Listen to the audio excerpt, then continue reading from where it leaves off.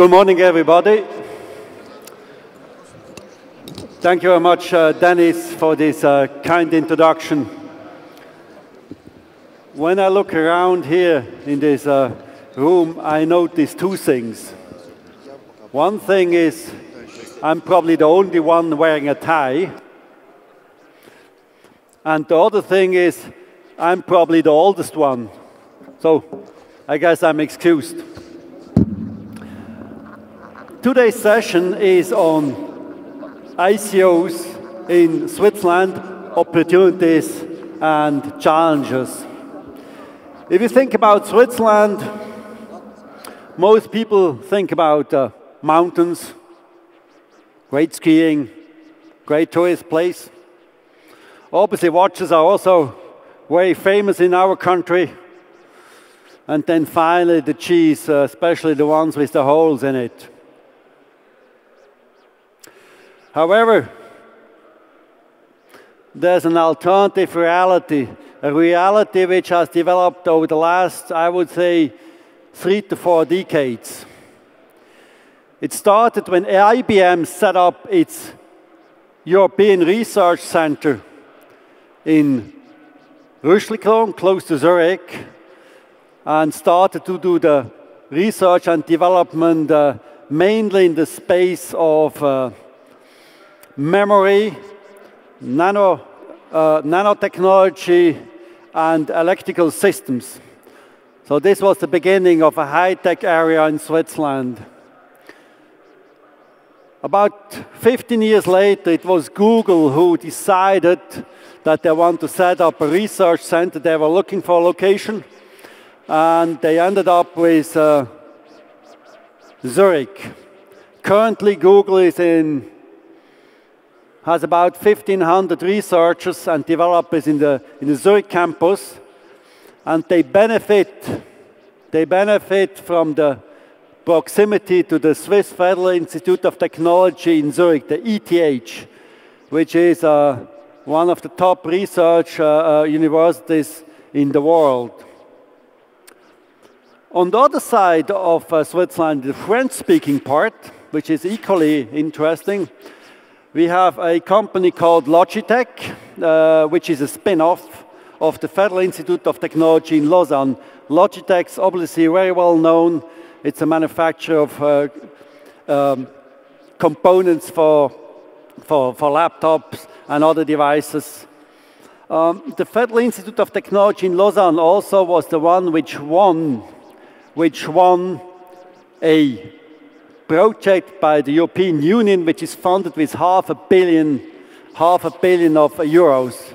This is quite amazing for a university which is not located in a country which is part of the European Union. It's called the Human Brain Project.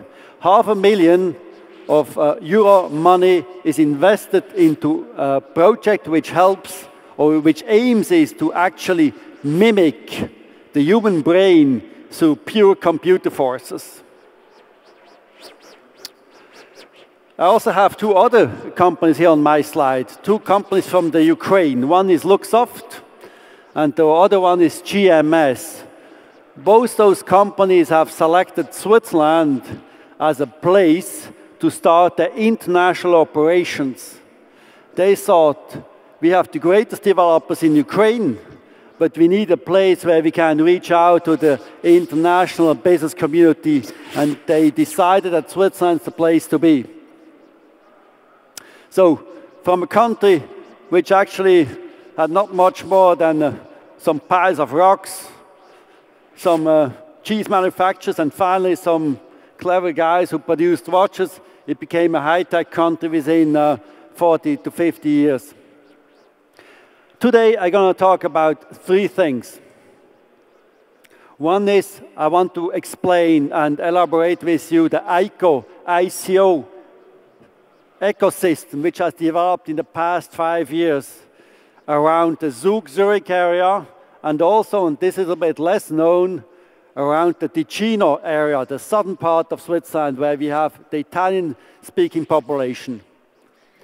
Next to that, I want to touch into the newest development in the regulatory, legal, and tax environment.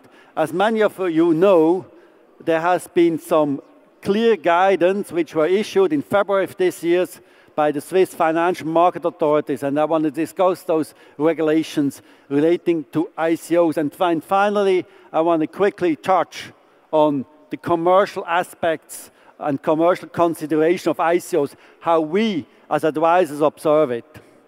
KPMG is an advisor for ICOs which are launched via Switzerland. We produce a one-stop shop solution, and we have currently around 4 or 5 ICOs going on. So far, we have supported around 20 ICOs which were launched via Switzerland. So let's start with the first topic. It's maybe known, it's maybe not very well known, but Switzerland has been, since the very start of this ICO movement, initial coin offering movement, a front runner. It's now, depending on the sources we are looking at, it's now considered number 2 after the US. But those sources are not very valuable. I mean, obviously there are other great locations. Singapore is quite popular. Estonia is also quite popular. What is also becoming an increasingly important market for ICOs, or location for ICOs, is actually Germany.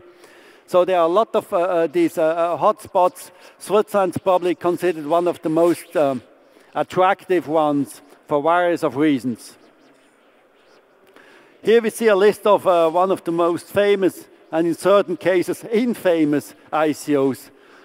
We have been heard about Ethereum Foundation.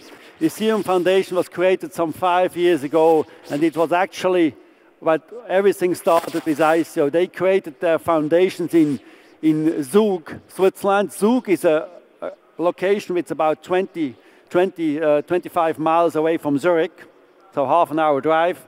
And they started with their initial foundation. Then last year, we saw 3 or 2 very well-known ICOs. One was the Bancor ICO. They raised about 150 mil within 3 hours. And then obviously the Tezos Foundation. I guess many of you are aware of Tezos, the pros and cons, the discussions going on. But they raised about 250 million. That was actually the point when the floodgates opened. All of a sudden, we as advisors received requests basically on an hourly basis, assisting companies from all over the world to launch ICOs in Switzerland. And that's where we actually started to go into this business. I have others which were very well known. Moneta is an interesting one. I do. Golem, also quite a famous one, has announced actually a week ago that they finally after 3 years of development, they start with a first beta version of their solution. Gives also an indication how long-term these projects, which are financed through ICOs, are taking to get actually operational. Switzerland is not very famous as being good marketing, but in this case, they did it all right. They started to actually brand this area about Zurich, as so-called Crypto Valley. And this has established as a real brand name around the world. So wherever we travel, I mean, we hear questions about Crypto Valley and why is it so attractive. The attractiveness of this Crypto Valley. Okay.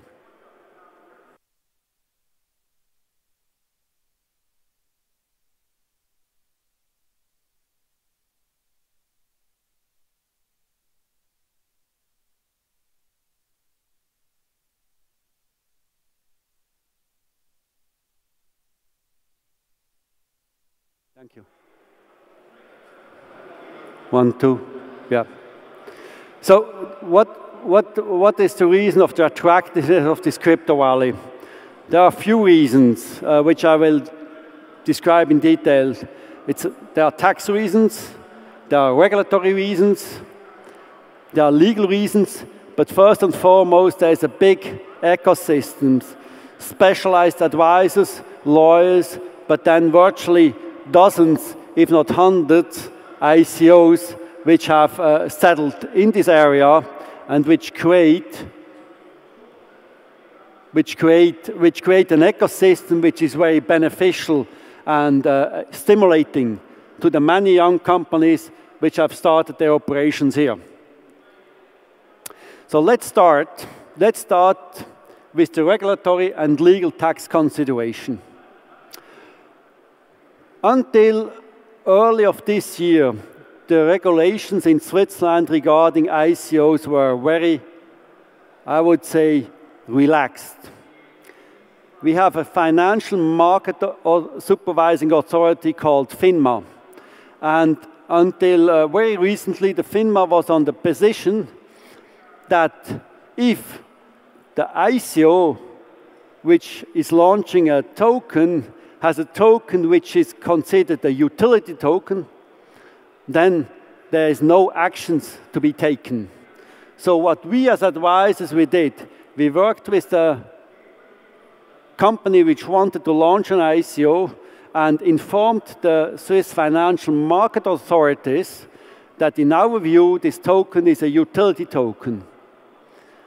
If we didn't hear anything back for about 2-3 weeks, we were on the position that it is accepted by the FINMA, and then we can go ahead with this, with the ICO. If you do an ICO in Switzerland, you need 3 things. First of all, you need a legal entity in Switzerland.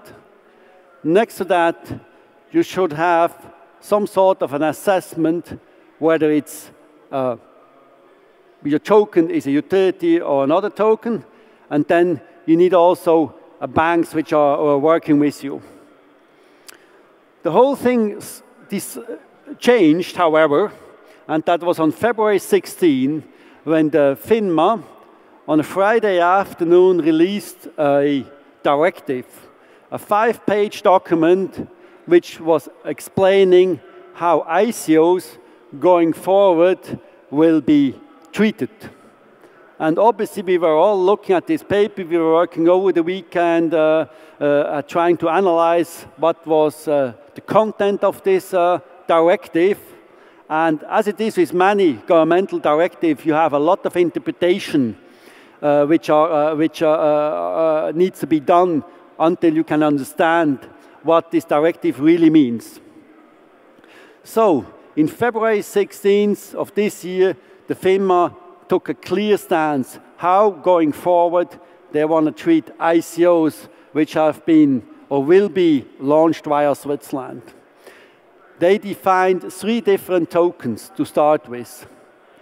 First, they said they are payment tokens. Next, they were looking at the utility tokens. And then finally, they said they are asset tokens or security tokens. And this is crucial. If you want to have an ICO nowadays, you have to be clear on what your token has as a purpose. Let's start with the first token, which is called the payment token. In the view of the FINMA, there are tokens which are used for the sole purpose of conducting payments. A good example is Bitcoin, obviously, but then also Ethereum, but there are other tokens like Ripple or NEM, etc. So those tokens, don't necessarily get access to a platform. They are used as a substitute for a currency. The FINMA looks at those tokens as a so-called payment token. If you want to issue such a token in Switzerland, you need to follow very strict anti-money laundering and KYC regulations. So you need to know who is actually buying these tokens. And you have to engage with the anti-money laundering and KYC provider.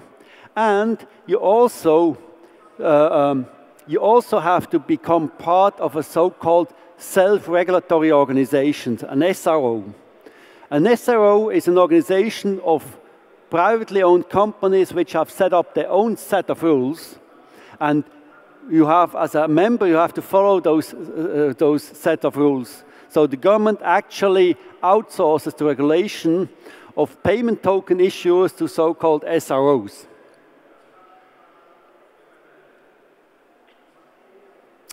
The next token, and that's actually the most popular token, is the so-called utility token.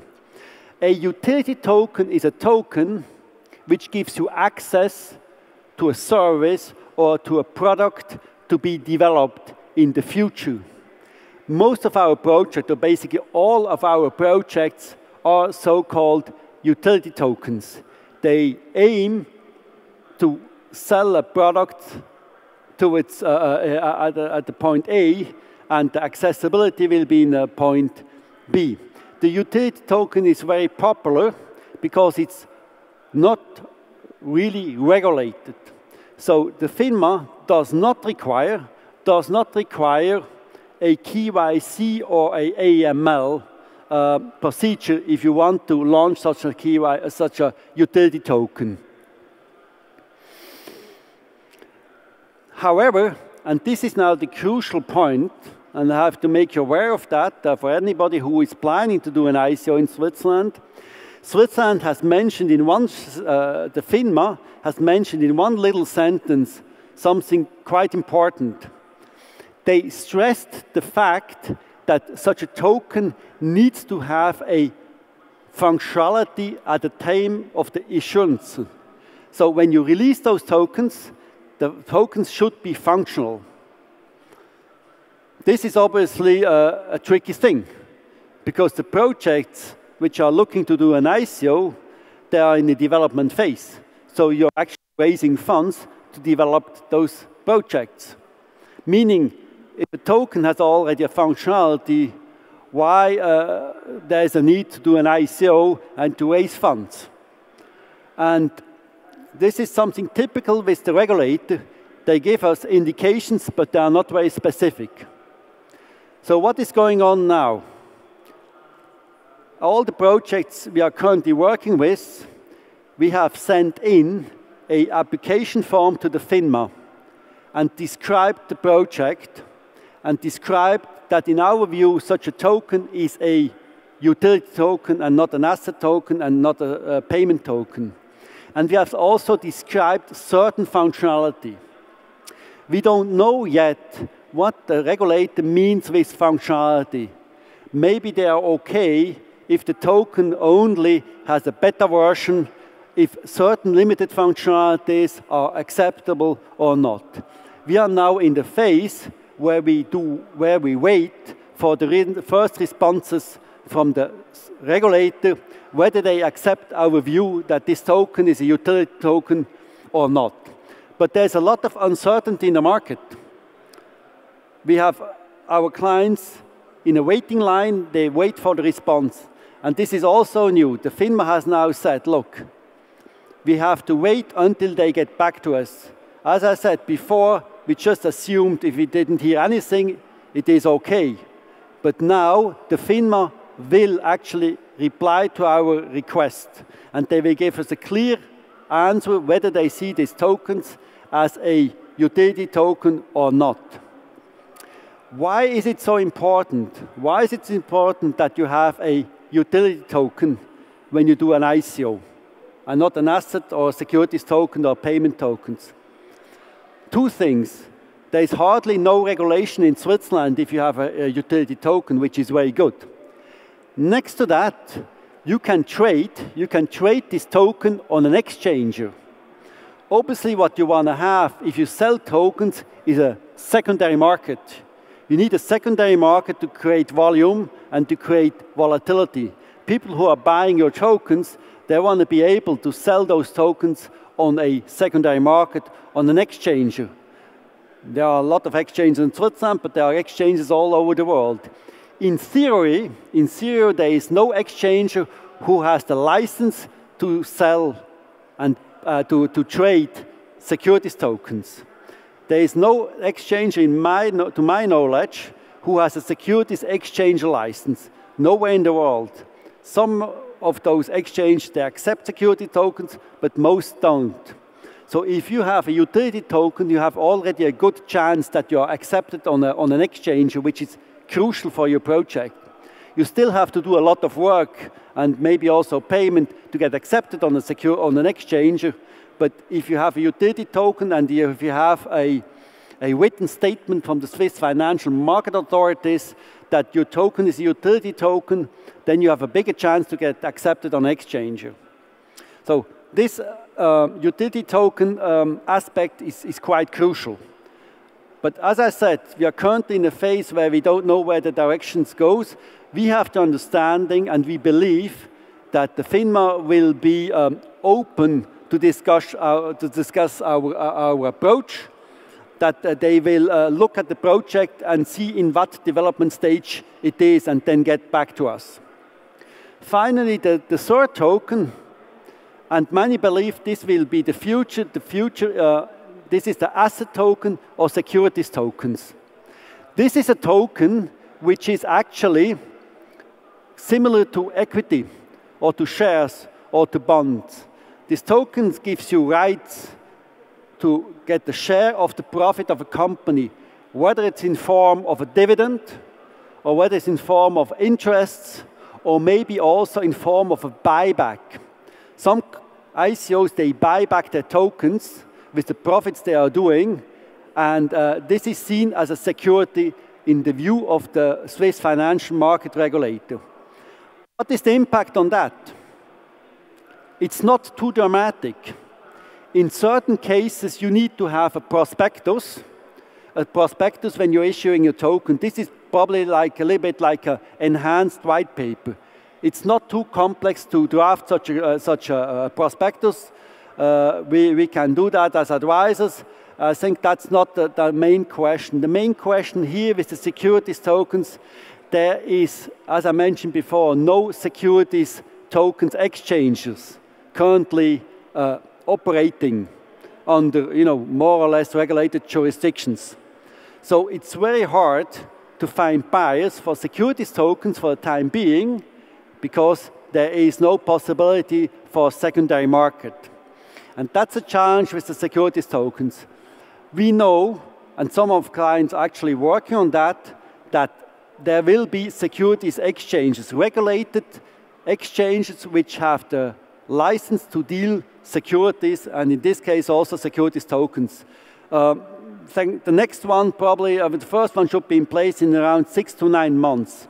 Once this is in place, we believe that the securities tokens is becoming more popular than the utilities token because it is a more clear way of how you actually sell tokens. Until then, we have clients who do securities tokens or are thinking about to do securities tokens ICOs, but they won't be able to generate a secondary market. And the secondary market for many of those projects is actually crucial.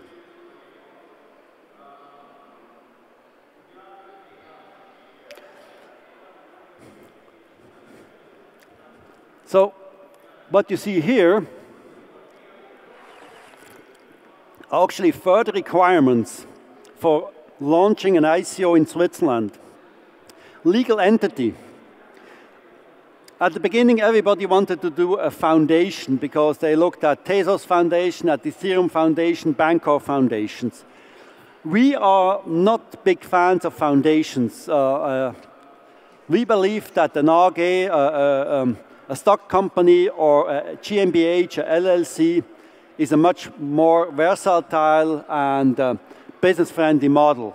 You have exactly the same advantages as with a foundation. You need a little bit more work on the tax side, but at the end of the day, there's much more flexibility. And if you look at Tezos, how much troubles they have to spend the funds which they raised, we believe that the foundation is not the best option. So what we recommend is actually setting up an AG or a GmbH. It's quite straightforward. There's a minimal capital requirement of 100,000 Swiss francs for AG and 20,000 Swiss francs for GmbH. However, this is working capital. This money is not lost. You just put it onto the bank account and then you can use it for the launch of your ICO. There's another requirement which is called substance. Substance is becoming more important for two reasons. One is that the FINMA, the Swiss Financial Market Authority, wants to see not only shelf companies. They don't want to have empty bodies, empty companies where nobody has any operational and management functions. So the FINMA is asking that some people who are in the management team of the company which is launching the ICOs have to actually be located in Switzerland.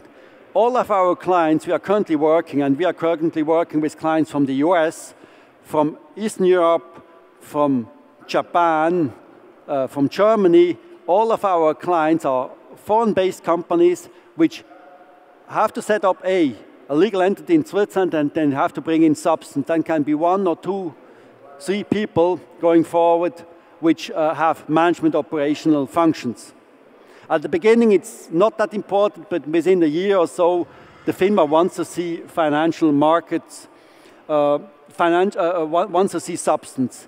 And with substance, I mean function, assets, and risks. It's also recommendable that you have actually, if you develop a software, that you bring in the intellectual property into the company which you have located in Switzerland. This is necessary for tax reasons and beneficial for tax reasons. It can also be risk. Risk meaning that all the commercial transactions are dealt via Switzerland so that the Swiss company has the commercial risks. And functions is people with executive functions which are actually located in the country. So substance is a requirement. AML KYC.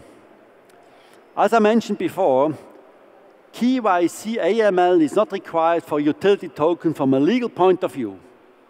However, if you work with banks, the banks will ask you to conduct a KYC AML process when you're launching a tokens. And as you're probably well aware of, there are many of these service providers around the world. You can find them in the US, you can find them in Europe, you can find them also in Switzerland. What is important is that you discuss with the bank you want to work with what level of KYC and AML is required. In certain cases, when you have a payment token, you need a KYC AML provider which is SRO regulated in Switzerland. This brings me to another topic, banks. I don't know how it is in Ukraine, but in Switzerland I can assure you it's quite challenging to find a bank which is ready and willing and able to work with a company which is launching an ICO. So imagine you have raised 50 mil in Ethers and in Bitcoins. You're going to exchange part of it into fiat. Where do you put the money into? So you have to find a bank which is ready to take this money on.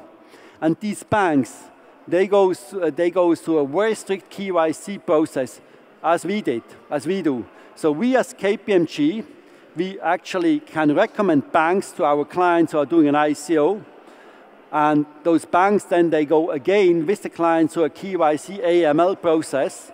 And they require, in every case, they require from the ICO company that they run through a KYC and AML process for the contributors to their token sale. Finally, a word to the exchanges. We also work with exchanges. We have a few exchanges now who have relocated from Asia to Switzerland. And as long as the exchange is limited to utility tokens, or only exchanges utility tokens, the regulations are very straightforward and very simple. As an exchange, you have to be member of a Swiss SRO, a Swiss self-regulating organization, which is to a certain degree complex, but can be managed. But that's the only requirement. So as an exchange, you need to prove to the regulator that you're a member of this SRO and you can start doing your operations. However, the FINMA will look through the list of the tokens you have put on your exchange and will check whether those tokens are actually security tokens or utility tokens. And they only allow exchanges which are trading on utility tokens.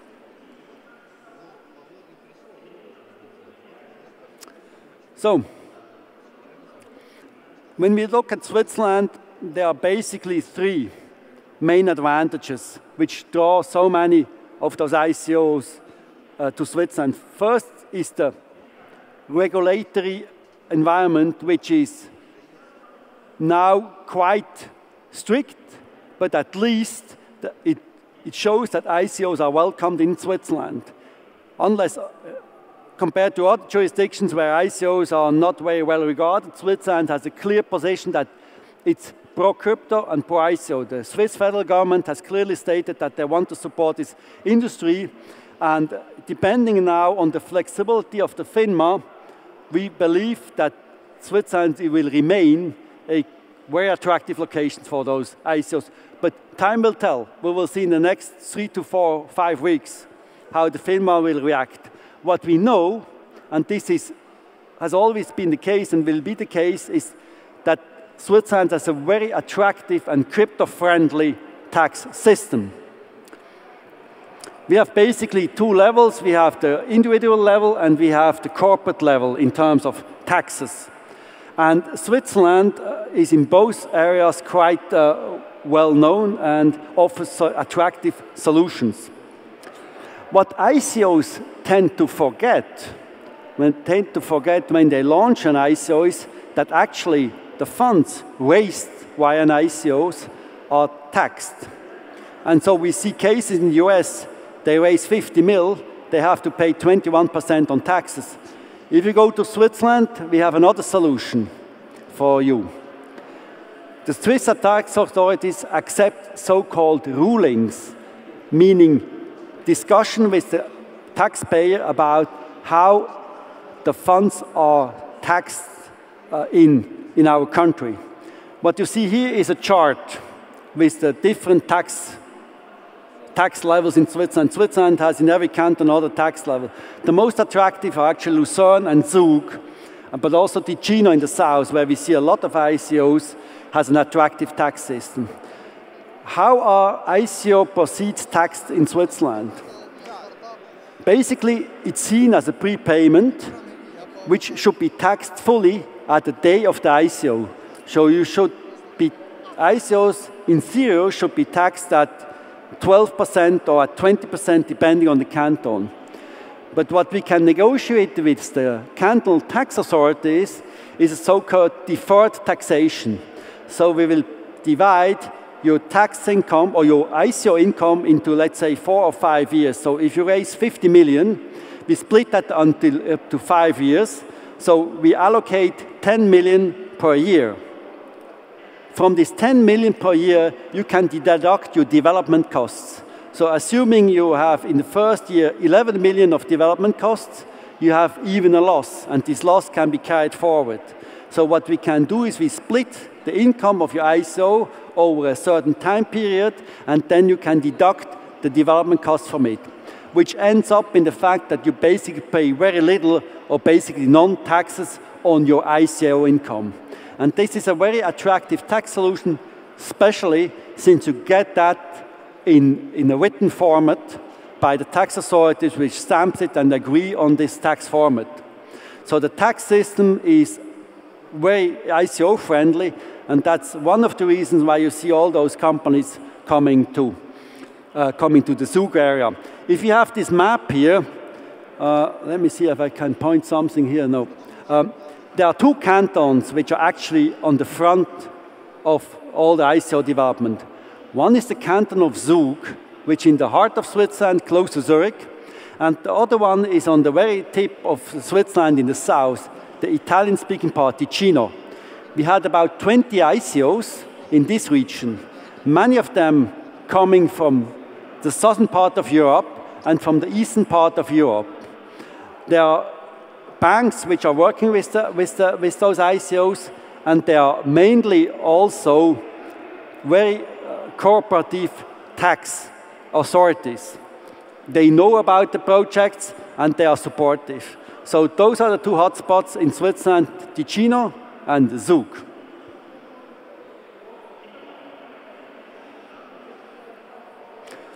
One word to this slide here. I don't want to go into details. What is important is in Switzerland you get a ruling for basically everything. And the ruling is a written confirmation from a regional or cantonal tax authority, in certain cases also from a federal tax authorities, on how your business is taxed going forward. This is very beneficial. It helps you to plan forward. And as I discussed, the tax authorities are very ICO and crypto friendly. So they can help you to actually find a solution which is attractive for your business and leaves most of the funds in your pockets so that you can develop your project. This is, by the way, not only the case for ICOs, but for all the businesses. One word to VAT, indirect taxes. This is something which is almost always forgotten by the companies who are doing an ICO. Going forward, you have to face the fact that you have to charge VAT on everybody who is using your token to get access to your platform. It's a complex undertaking. It's everywhere different in Europe, and it's something which I urge to have a close look at, or if you have already done an ICO, or if you plan to do an ICO. I want to spend the last 4 minutes on two things: commercial considerations and timelines. Every time we are approached by a client, they come with the same request. They want to do an ICO within 1 month. Maybe they have already started. And they want us to help to set up in Switzerland immediately, and then they can launch. We are more realistic. In our view, based on our experience, it takes 4 to 5 months from our first contact until the launch of the ICO. We can try to speed up things, but I mean, there are constraints. The regulators are not really working very fast. You have to start with the marketing in time. There are exchanges between the different countries. We have to discuss the tax ruling. So we believe that 4 to 5 months is actually a realistic timeline for an ICO. Particularly also if you take into consideration that you have to start immediately when you decide on an ICO with a strong marketing plan and implement this marketing plan. The next one, and that's actually the last slide, it's about the commercial consideration and how the whole ICO process will develop. So far, we had mainly startup companies.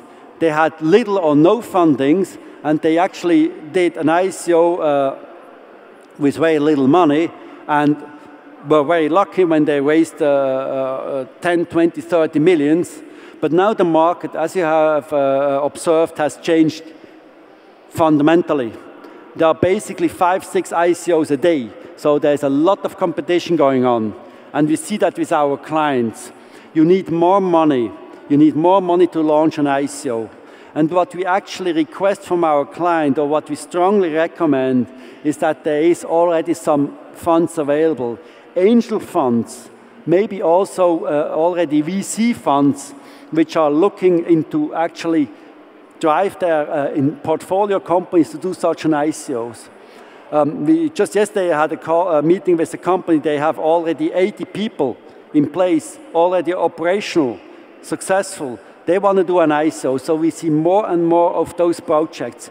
Well-funded projects, we already have a business in place, which want to start a new business line, and they want to go with an ICO. So this funding is important. So what we recommend is, if you're a startup, look if you can do a pre-sale. Start with a pre-sale, find some investment angel money, and then you can start with an ICO. You can still start with a private placement, and then you do a pre-sale with a fully regulated ICO, and then you do maybe the rest with a public sale. Ideal is if you have a private placement, if you then have a pre-sale where you can actually sell up to 50 or 60% of all your tokens, and then with the rest you do an ICO, a public sale. This helps you tremendously when reaching out to the investment or contributor community. So the market is definitely evaluating, developing towards a more professional fundraising aspects. There are more professional investors also asking their portfolio companies to do ICOs. And going forward, as I mentioned before, we will going to see probably more security tokens and related to security exchanges. With that, I'd like to thank you for your attention, and hopefully it was interesting to you. I'll be around if you have any questions during the day. André, thank you for your speech. And I have one question. Most of guys asked me, the main problem of ICO, post-ICO companies is the bank account for operations. Can you maybe tell me more about this opportunity in Switzerland? Yes. Because it's really a problem, especially for foreigners. True. I mean, look, bank accounts, this is a complex undertaking. We have good contacts to banks which are working with us on our ICO projects. So what we can support are our clients who are A, located in Switzerland, and B, working with us, so we help them to open bank accounts. But it is a complex undertaking, and we give our weight, we recommend our clients to our banks. What is not working is when we get a call from an ICO which was launched in Estonia asking us to help to find the banks. Banks in Switzerland, they're only willing to work with ICO projects as long as the company is domiciled in Switzerland and has undertaken a solid KYC AML project. And then we have chances to help you to get access to banks. Okay, thank you.